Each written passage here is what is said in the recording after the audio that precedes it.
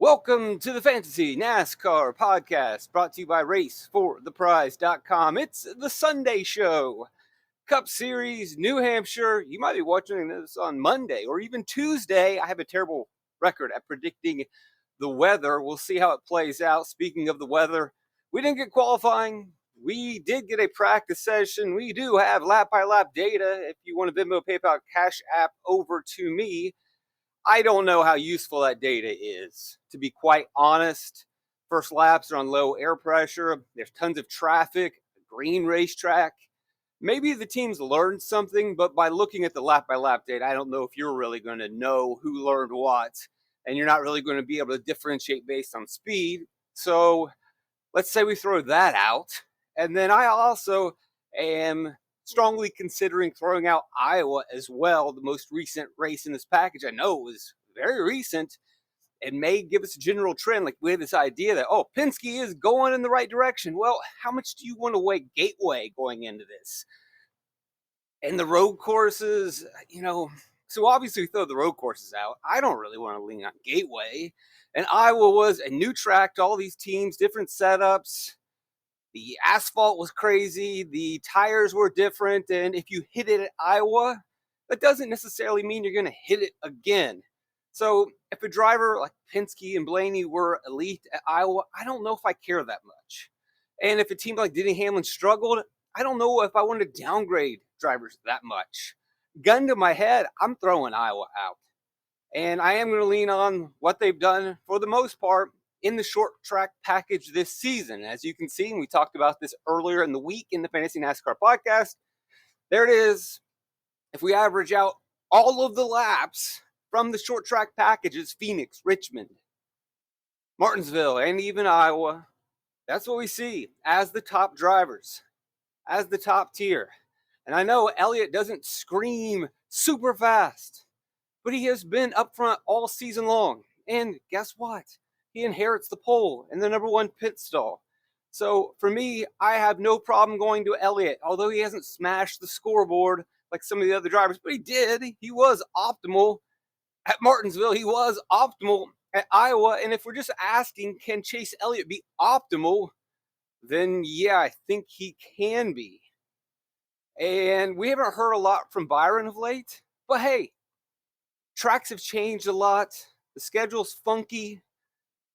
I kind of like Byron, especially when you factor in they scored 95 fantasy points in Martinsville. I know Martinsville isn't New Hampshire, but boy, if we're trying to lean on a track setup and past experience and success, it's there. I know Hendrick hasn't won at New Hampshire like a decade or something, but I like them a lot. And if we are really scratching out Iowa and maybe not worrying so much about Penske's sudden speed at differing tracks, then yeah, why wouldn't you start playing the JGR Toyotas again? Why won't they just come back and do their normal dominant performance at New Hampshire? So those are just some strategy ideas, ways to predict. For me, again, I'm leaning on what have you really done in this package this season? Because that should give us a good idea of as the race plays out. So Elliott at the top of my board. It is going to be hard to get a great idea of who's going to lead the most laps, run the most fast laps. There will be guys that run in the top 5 and scrape off fast laps, could get 10 to 15. So I don't think that we are going to get a Martin Truex Jr. type. Although if we race on Monday, we might want to just go ahead and load up on Truex. We know Monday Martin. But I don't think we're going to see another 150 fantasy point Truex day or 100 day. It's not going to be easy to pass the leader, but I think there will be multiple leaders. And the way that you sort out your hog points, it's going to be up to you because, it's whatever data points you want to lean on. And for me, I'm leaning mainly on what have they done in the short track package. So I like Elliott a lot. I like Byron a lot. If they obviously have starting positions in the top 5, which is huge at New Hampshire. They'll have good pit stalls. And they'll have the opportunity to run fast laps. They have fast pit crews. We can't count out Martin Truex Jr. He's going to get you a little bit of place differential as well. I haven't completely washed Blaney off the board yet, so he's projecting high. Obviously, these drivers are all projecting high because I haven't come to the point where I've decided, right, no, this is the guy that's going to score the most Dominator points or Hog points. And so I'm kind of spreading it out at the moment.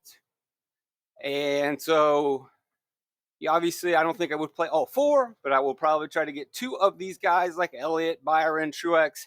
Maybe not so much Blaney. I think I might boost Bell up a little bit.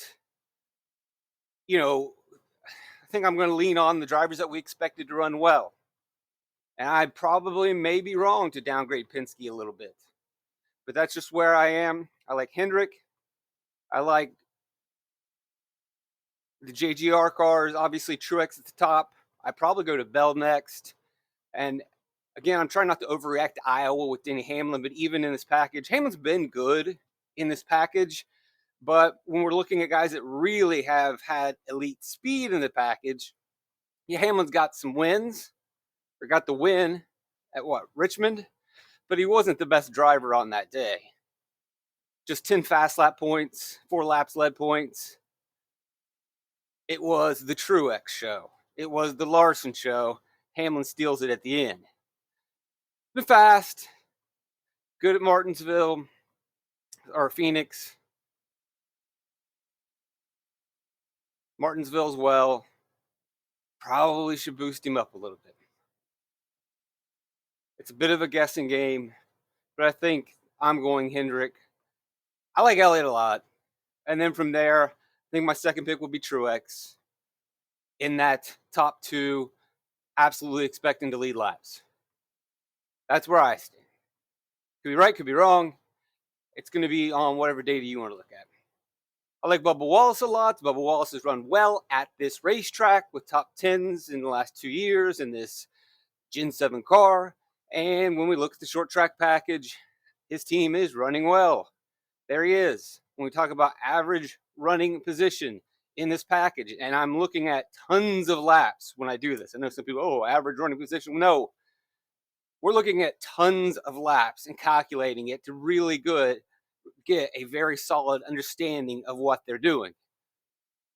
54% of the time in these 4 races, he is running inside the top 10. He has been strong. That would be a solid value play that I will go to. So there's Bell.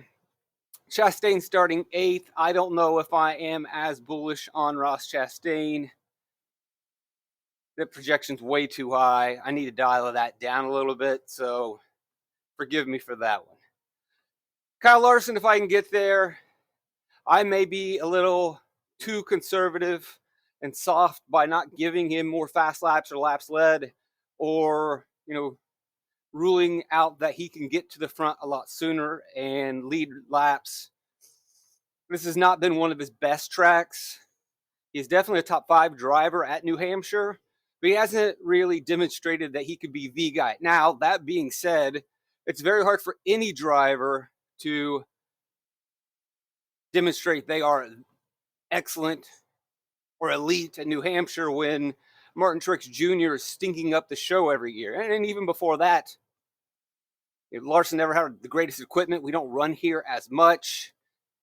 The CGR days. And then even before that, so you got to factor in also Brad Keselowski was a monster at this track. So when we look at these guys and say, they haven't really been that great at this specific track, New Hampshire.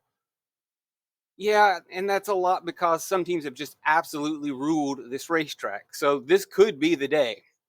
This could finally be the time the door opens for Hendrick or for Kyle Larson.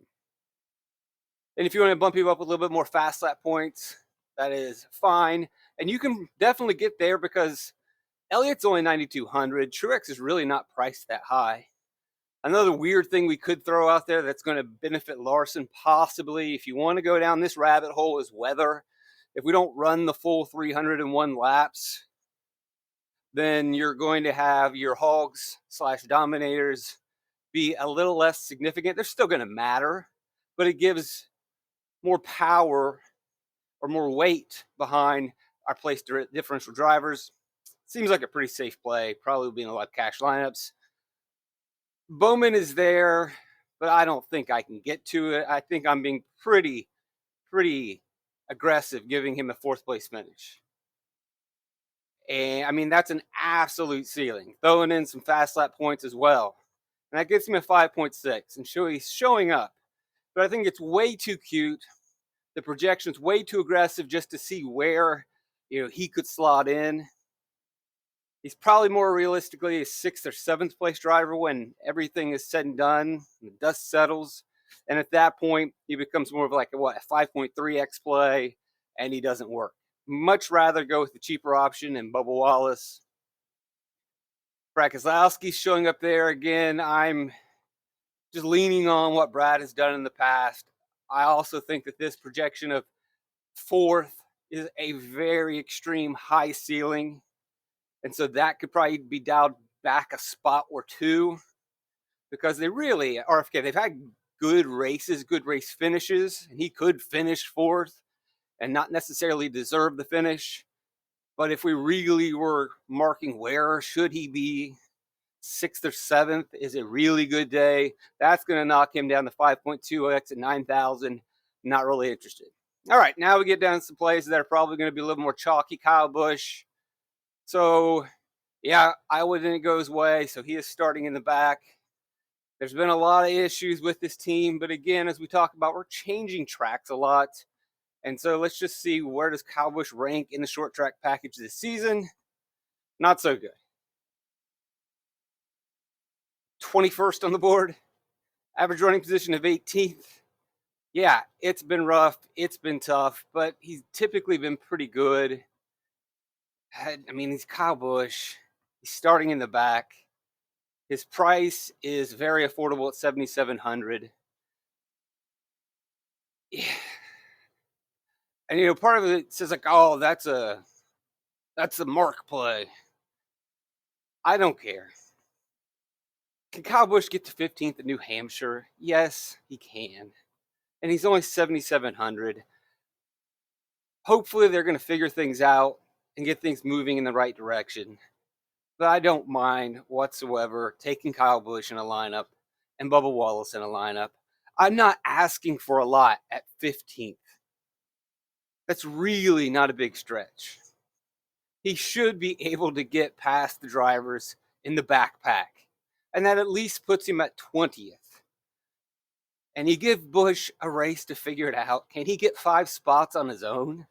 He's going to, at the very least, whatever troubles they've had this year, at the very least, you just go ahead and mark him in at 20th.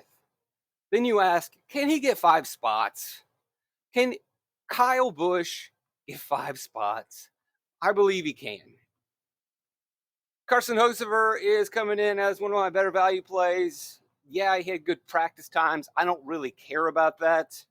What I find more significant is his car has actually been halfway decent. He's been okay in this package. Beginning of the year, I mean, we look at average running position 21st. Good Phoenix race. Not so much at Richmond. Good Martinsville race. Average running position of 19th. Finishes 17th last week at Iowa. And I know, well, you just said you didn't care about Iowa. Well, I do care when we look at some of these smaller teams and just seeing that they are building positive momentum and that they're growing and the drivers are developing. And to see him in the last 2 races in this package run inside the top 20, I think he can run inside the top 20. Now, there's running inside the top 20 and finishing 14th. That might be a little bit of a stretch. But I think he can get there. And I don't mind Carson Hocevar as a value play. More expensive is Chase Briscoe, $7,200. This might be slightly conservative with 13th. We know that generally the SHR Fords have run well at these type of tracks. And Chase Briscoe has been good in the next gen car or Gen 7 car in this type of racetrack. Start shifting, you know how all that works, and Briscoe comes alive. If you can get there at 7,200, a lot safer than Hocevar. You like Briscoe in that 7,000 range. Busch as well, also Bubba Wallace.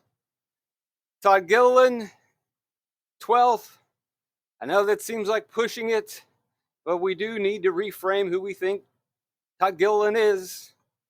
These cars are fast, folks. Front Row is looking very strong. They're a very serious team moving forward. This ain't your dad's Front Row Motorsports. This isn't Cole Witt Front Row Motorsports and aging David Reagan. This is a real team. Or Landon Castle Front Row, where we only play them at plate tracks. It's a real team. When we look at what Gilly has done in the short track package this year, 19th on our board, average running position, 17th. And a lot of that's because he starts up front and he earns those starting positions and he runs where he should all day and he finishes where he should all day. Half of his laps have been in the top 15. 60% in the top 20. We look at his recent finishes. What do you do at Iowa? Got you a 12th place finish by hanging in the top 20. What do you do at Martinsville? Got a 13th place finish by running inside the top 15 all day. Not the best result at Richmond, but he did run 17th all day in the laps that he ran. Phoenix, 17th. I don't mind getting to Gilly. If you're worried about Hocevar, you can pivot to Gilly. I think Hocevar is going to draw more weight because of the starting position. Lajoie is a possibility as well, although he has not run well in this package. But the benefit of Lajoie is he is starting further back. He will benefit more from attrition and situations that unfold. Generally a decent racer. Generally pretty good on pit road. Can hang on to the lead lap. If we get a couple cautions at the end, maybe he runs long. Again, sometimes we look at all the data in the world and we try to predict who's going to end up in the optimal lineup. And then in the end, it's just a driver who ended up running long and catching the caution, like last year with Eric Jones. Terrible race car that day. Runs long, catches the caution, finishes 11th. Austin Dillon runs long. He does pit, but by pitting so late in the run, the caution comes, he's able to stay out. Turns probably what was a 20th place race car into a top 10 race car. So again, to repeat, like, oh, we're looking at the data, the short tracks, the fast laps. Should we consider Iowa or not? What about Gateway? Is Penske alive? When we're looking at the value, it may just be the play to say, I don't really care about the data. We're going to catch some cautions at the end of this thing, and some of the guys are going to play the tire strategy right, which I don't expect there to be a lot of fall off. So we could see plenty of games on pit road. And if that's the case, then Corey Lajoie is the play. And Hocevar over Gilly. If we look at who I think is running well in that value range, I think Gilly's running better than all three of them, of the three. But it's not really going to come down to necessarily who's the best driver with the best equipment. It more than likely will come down to the sequencing, pit stops and strategy and when the cautions fall. And when that's the case, it often leads to a winning lineup that has not the best cars, but the cars that just can score the most fantasy points.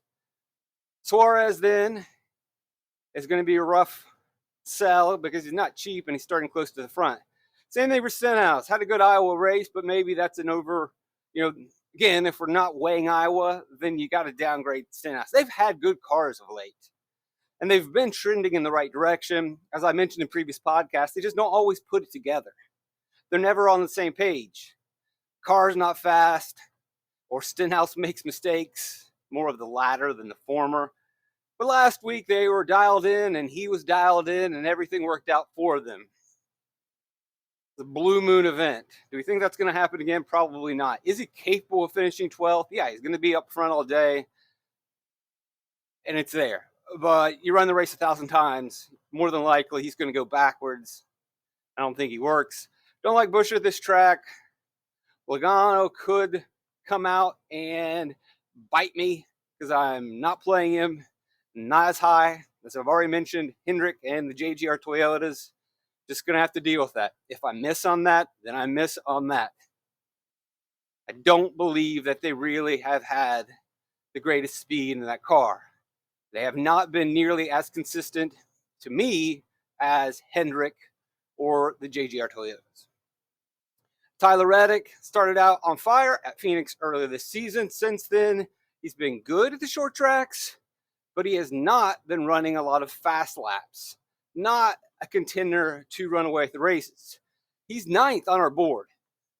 So he has been a top 10 driver. But we look at some of these laps, he's up there, right? He has a good Phoenix race. He does the best Phoenix race. He leads the most laps. Then we go to Richmond, and it's a good day, but only 31% of top 10. Martinsville, not a top 10. Top 15, not a top 10. And then Iowa. So I don't need to play Tyler Reddick in this situation. Denny Hamlin, probably need to boost him up. But even coming into the week, I wasn't that high on Hamlin. I talked about a week ago, I was so surprised by his price, but that was heavily influenced by the sports book thinking that he was the favorite. I still don't know why they did that. And they even had a head-to-head bet with him and Chase Elliott, and he was the favorite. Said jump on that. And then I imagine the odds have now changed quite significantly. Eric Jones, the cars are going in the wrong direction. I think 22 is pretty fair to Mr. Jones. He spoke out last week about, yeah, we just are really struggling. We don't have any speed. But that being said, I would not completely mark him off your card because if they can have just a little bit of speed and play games, he was terrible last year. He ended up in the optimal lineup. And the one thing that we know is if they don't have speed, which they likely won't have, and it's going to come down to strategy and running long and doing stupid stuff and hoping to get lucky, that's their approach already. It is Sunday morning. They know what they've got to do. It is Sunday morning, and some of these other teams may not feel like I need to do something stupid. Stenhouse, Gilliland, maybe even Corey Lajoie, they don't necessarily feel cornered. Whereas Eric Jones, they probably have known all week, like, all right, we don't got a chance. We're going to go with some crazy stuff and hope it works. Michael McDowell's mentioned that this is not one of his best racetracks. He's never really figured it out. They asked him on the radio, usually people at road courses tend to do well at this type of track. What's your deal? He's like, I don't know, I just can't do it. He's always struggled at this racetrack, and he hasn't really been that great in this package, which is, you would expect that McDowell would be pretty good if Gilliland has been strong in the package, but that really hasn't been the case. Let's see, where is McDowell on our short track average position rankings? Down here in 27th. Good Phoenix race. Then really pretty much nothing since. Sliding on down, Gibbs, I think you can get a top 10. Poor finish last year. I believe that was because of a wreck at the end. He had gotten almost to the top 10 by the end of stage 2 after starting in the back. And I could see him getting to the top 10, but I don't see Gibbs advancing much inside the top 10. Barry really benefited last week from the extended practice. They are getting better. SHR Fords are usually really good at this track. Rodney Childers is usually really good at this track. As I mentioned earlier this week, this is where Childers really popped onto the scene, getting that win for MWR and Brian Vickers Island. And we know that Harvick has been good. But I know, oh, well, it's a late model, short tracker. This could be a place where, yeah, maybe this is a pick where I'm giving him 8th. It's fine. I don't think he'll do that. 8,000 is pretty pricey. I believe Barry really benefited from Iowa. The extended practice session, all the unknowns, a pretty much equal level playing field. Not on Barry. Cindric just hasn't been that great this year. Can't really get there. Zane Smith, we know what these backpack guys bring. Priest, you try to sell yourself on SHR Ford, but you look at the data, and it's just not happening, guys. And this guy, I think these are the final days of Priest. He knows it. His team probably knows it. And I think this is not just a lame duck team, but they are checked out. They didn't have speed before, and now things are looking really grim. it is a track where it is his home track, so he should be able to show up and put something on for the people. But guess what? This is big time, big boy racing, and they're not just going to, oh, it's Ryan, it's your home track. Well, you just go right on by, buddy. No. Don't like the trend for Gragson either. They're not moving in the right direction, and if things are looking bleak for Priest, then I think they're looking bleak for Gragson. The Berry shop, I think they're going to be fine. Briscoe and his guys look like they're going to be fine moving forward. The other two, it's panic. Austin Dillon's not been good. I don't need to run through anybody back here in the back. That gives you basically my rundown. Thanks for joining me. Again, I think the trickiest thing is going to be, who do you think is going to lead the most laps? I don't know if it's that tricky. You got Elliott on the pole. Truex has always been good here. I know we have changed the diffuser and the tires, and the package is a little different this year, but Truex has been just fine in this package. So Elliott and Truex, probably my top guys. I like Bubba. If I can get Larson in there, absolutely. Yeah, probably end up playing Busch. As much as I want to talk about Gilly and how he is good, I don't think that's really going to matter. I think what's going to matter is just playing the game right, and some of this place differential comes through. It could be McDowell who gambles right. It could be Cindric that gambles right. And as I've said in the past, maybe you don't, I said last week at Iowa, that maybe we don't overreact to the data and we just say, all right, who I think is going to fluke out and who has the chance of scoring more points. And so you kind of reverse it in that I don't really want the best guys I like. It's just the guys furthest back. That the deciding factor is, well, Hocevar starting further back, I'll take it. Lajoie starting further back, I'll take it. Jones, again, to reiterate, don't cross him off your board. It's 5,900. Can he run 25th? Yes. Can he get lucky? He's going to try to get lucky. So, yeah, you got to think about playing him. And Cindric. And all these guys starting further back. And even Priest is a little bit on the radar. I would much rather go to Eric Jones, though. That'll do it. Thanks for joining me. RaceForThePrize.com, PayPal, Venmo, Cash App. Like, subscribe, share. Hit those buttons. Blessed to have you around. Love you guys. Triple like. Fantastic.